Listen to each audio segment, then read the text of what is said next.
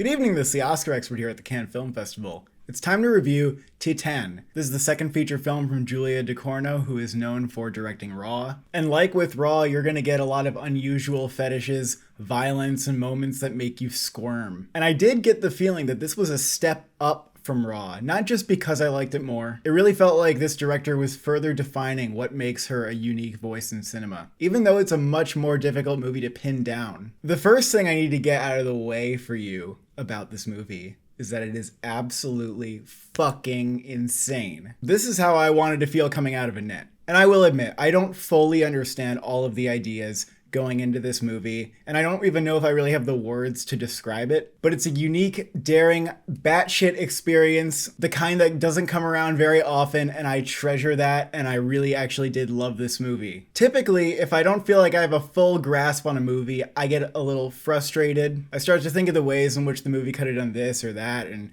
it could have been more consistent here, or maybe this was a problem. I didn't feel that way. I felt thankful just for having gotten this experience, and for being given a movie that was challenging, because it gave me such a memorable cinema-going ride. It's entertaining, gripping, fascinating, surprising, well shot, beautifully acted, and tough to look away from. I felt like I was just watching this thing wide-eyed the entire time. I think what works for me is that it's so confidently executed. And by the way, I'm not going to spoil a single thing here in this review. You do not want spoilers at all. You don't even want to know what happens a third of the way through.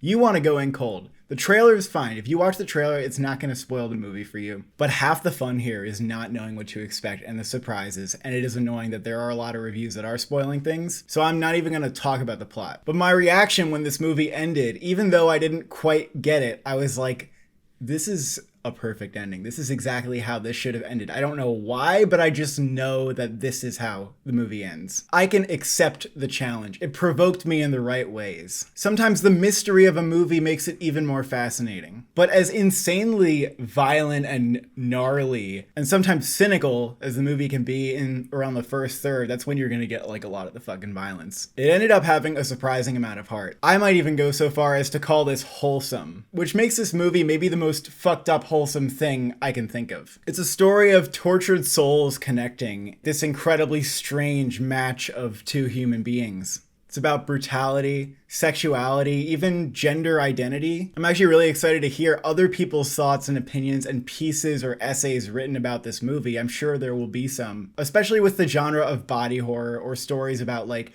gender identity. I think there are going to be some people who just know more about that stuff than me, and they're going to be able to provide really interesting perspectives on this movie, and ones that I'm really looking forward to hearing. Also, the dark comedy in this movie works so well in some scenes. It really tied together the movie. Ducournau seemed exactly aware of the right dose of comedy that was needed to make this movie feel a little bit self-aware. There was at least one scene that left the audience just fucking howling. All of this director's sensibilities are just on point. The tone, the camera work, the lighting choices, the flow of the story. Everything is in just such good hands. If it were up to me, I'd maybe give this movie the Best Director award. And let's talk about the two lead performances, because holy good goodness, Vincent Lindon is amazing. He's so aggressive and desperate and damaged. It's a very emotive performance in contrast to the main character played by Agatha Roussel, who seems to sometimes lack humanity. But her performance is perfect, and I couldn't imagine another actress being able to convey all that she does with so much silence. She barely even speaks